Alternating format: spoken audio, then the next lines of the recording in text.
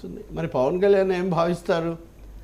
ఒకవేళ ఆవేశంలో ఆయన కొన్ని వ్యాఖ్యలు చేసినప్పటికీ ఈ వారం 10 రోజుల క్రమంలో కొంత మార్పు ఉందా లేదా రేపు మాట్లాడినప్పుడు మనం చూడాలి. అదే నిన్న మొన్న మాట్లాడిన దానిలో కాస్త సవరించుకున్నట్టు కనిపిస్తుంది సార్. ఒకటి చంద్రబాబు నాయుడు గారు ఒక ముఖ్యమంత్రి హోదాలో ఆయన దగ్గర ఉన్న సమాచారాన్ని మాత్రమే చెప్పారు అని. సార్ 2 సమస్యలు సార్. చంద్రబాబు నాయుడు చేసిందని of course I know him very well. సమర్థించడం అనే ప్రశ్నే ఉత్పన్నం కాదు. ఎందుకంటే చంద్రబాబు నాయుడు ఎన్డీఏ సమావేశంలో ఎలా చెప్తాడు సార్? సుప్రీంకోర్టు ముందుగా ఎందుకు చెప్పేవారు అని మాత్రమే అడుగుతుంది. నేను ఇది కూడా అడుగుతాను. మీరు మంత్రివర్గం క్యాబినెట్ బ్రీఫింగ్ పార్థసారథి చేస్తూ ఉంటే మంత్రి, మీరు అక్కడ చెప్పకుండా ఎన్డీఏ సమావేశంలో ఎలా చెప్తారు సార్ మీరు?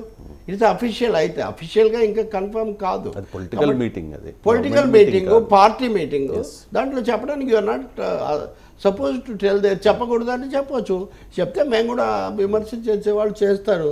సో పవన్ కళ్యాణ్ కొంత సర్దుబాటు కోసము సమర్థించడం కోసం ప్రయత్నించవచ్చు. కానీ ఆయన కూడా దీంతో పూర్తిగా ఈ ప్రభావంలో పడ్డారు. ఆ తర్వాత రియాక్షన్స్. ఇప్పుడు ప్రకాష్ రాజు ఉన్నాడు. ప్రకాష్ రాజు మీద ట్వీట్లు వాటి మీద మనం చాలా మాట్లాడాం. ప్రకాష్ రాజును కార్తీని ఎందుకు తప్పు పట్టారు? చాలా తప్పు పట్టారు. కార్తీ ఏదో సున్నితమైన విషయం అంటే ఆయన్ని తప్పు అన్నారు. రజనీకాంత్ పాపం ఆయన కూడా I can't comment it is అన్నాడు. నో కామెంట్ అన్నాడు. ఇప్పుడు ఆయనకు గుండె జబ్బు వచ్చింది కాబట్టి. అంటే ఎట్లా ఉంటాయి సార్ ఇవన్నీ? రాజకీయాల్లో సున్నితంగా ఉండాల్సిన విషయాలను మనం ఎక్కడికెక్కడికో దాని మీద ట్రోల్స్ మళ్ళీ. కాబట్టి పవన్ కళ్యాణ్ ఒకటైతే ఓకే, ప్రకాష్ రాజ్ ఇంకా దాన్ని సాగదీయాల్సిన అవసరం లేదు. మళ్ళీ అంటే ఇది అయిన తర్వాత కూడా ఈ పంగనామాలు ఎక్కువ అవి ఇవన్నీ మాట్లాడారు. అది ఇంకా అనవసరమైన విషయం. నాకు తెలిసి ఇంకా ఇప్పట్లో ఇది వివాదాన్ని ముగించడానికి మనం ప్రాధాన్యత ఇవ్వాల్సి ఉంటుంది.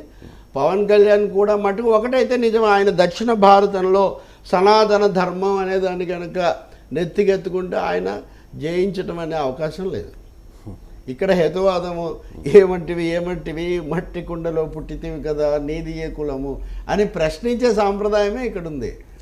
అన్ని పౌరాణిక పాత్రలు ధరించిన ఎన్టీ రామారావు గారు దేవాంతకుడు లాంటి, లేదా రావణాసురుడు, లేకపోతే అన్ని పాత్రలు వేసే వాతావరణం, పాత్రలు వేయటం అంటే ఏంటి, అన్ని కోణాలు చూసే హేతువాద సాంప్రదాయం ఇక్కడ ఉంది. మానవీయ సాంప్రదాయం ఇక్కడ ఉంది. అలాగే హైదరాబాద్ లాంటి చోట పవన్ కళ్యాణే చెప్పిన నారాజు కారాకుర అన్నయ్య, నసీరు అన్నయ్య అని చెప్పినటువంటి రకరకాల భాగమత, లేకపోతే ఇంకోటి అలాంటి సాంప్రదాయం ఇక్కడ ఉంది. ఇంకా చెప్పాలంటే రవిశంకర్ మల్కీ భరామ్ ప్రభు ఇక్కడ ఉంటే ఇభరాముడు అని ఆయన్ను కీర్తించారు మన కవులు. అతను మల్కీ భరామును ఇభరాముడు అన్నారు కవులు, సాంప్రదాయ కవులు. అంటే అంతగా ఈ సంస్కృతులన్నీ కూడా పెనవేసుకుపోయి పెరిగినటువంటి ఒక దక్కని సంస్కృతి ఉన్నటువంటి చోట అక్కడెక్కడో యోగి ఆదిత్యనాథ్ తరహాలో చేద్దాం అనుకోవటం అనేది బొత్తిగా కుదరదు. ఓకే, తిరుపతి వెళ్ళారు, కుమార్తెలతో వెళ్ళారు, ఒక పని చేశారు, వాళ్ళతో ఒక అమ్మాయి డిక్లరేషన్ ఇచ్చారు, దట్స్ వెల్ అండ్ గుడ్. చట్ట ప్రకారం వాలంటరీ ఇవ్వచ్చు, ఇచ్చారు. వాళ్ళు తప్పు పడితే కూడా వైసీపీ వాళ్ళు అది కూడా తప్పు, ఎందుకు మీరు ఆయన మతాన్ని గురించి మీరు ఎందుకు మాట్లాడతారు, మీది మాట్లాడితే తప్పు అనుకుంటారు. కాబట్టి ఈరోజు గాంధీ జయంతి, I'm a Hindu, I'm a Jew, I'm a Christian, I'm a Islam, Muslim అంటాడు గాంధీజీ. ఎవరి మీ నమ్మకాన్ని మీరు కలిగి ఉండండి, కానీ అందరినీ కూడా గౌరవించండి. అది ఇక్కడ ముఖ్యమైనది అంతే. ఈరోజు అదే సందేశం అనుకోవాలి. Right sir. ఇప్పుడు పవన్ కళ్యాణ్ అంశంలో అంటే వైసీపీ వాళ్ళు కమెంట్ చేస్తూ ఉన్నారు, మీదే మతము, మీరు గతంలో ఇది అన్నారు, మీరు గతంలో అది తిన్నారు అని రకరకాలుగా కమెంట్ చేసిన పరిస్థితుల్లో అంటే ఇప్పటి వరకు పరిచయం చేయలేదు సార్. పవన్ కళ్యాణ్ గారి సెకండ్ డాటర్ అనుకుంటా, పలీనా